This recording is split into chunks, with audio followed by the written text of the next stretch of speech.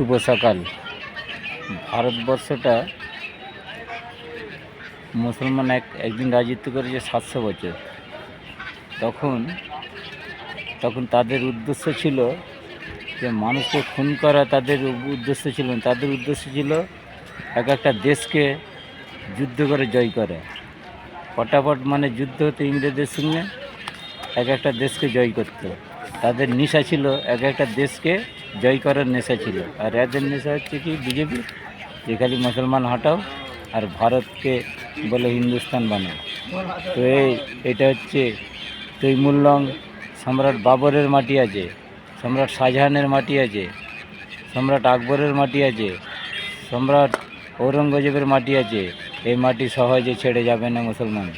এটা মুসলমানের এটা মাটি, এটা একটা নামাজের সিজদারও একটা কপালে তাদের দাগ আছে। এই মাটি সহজে ছেড়ে দেবে না মুসলমানদের। এতেই মরণ হবে, এতেই জীবন, এতেই মরণ। এই ভারতবর্ষের মাটিটা এতেই জীবন, এতেই মরণ। এত সহজ হয়ে যায় না যে তাড়িয়ে দিবে।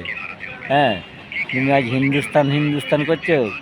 হিন্দুস্তানটা কার ছিল, কাদের? এটা হচ্ছে মুঘলদের হিন্দুস্তান।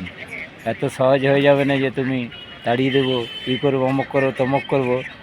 ভেবে রেখে দিও। একদিন আমি একটা ভিডিও বানিয়েছিলাম, বলেছিলাম এই তৃণমূল দলকে আর খেসারত দিতে হবে, তোমাদের আর মাসুল গুনতে হবে। এই যে জিনিসগুলো হচ্ছে এর বিরাট মাসুল গুনতে হবে। তখন চোখের কোণেতে না ওই রক্ত জমে যাবে। জল পড়া তো দূরের কথা, রক্ত জমে যাবে, রক্ত পড়ে চোখের কোণ দিয়ে। ধন্যবাদ।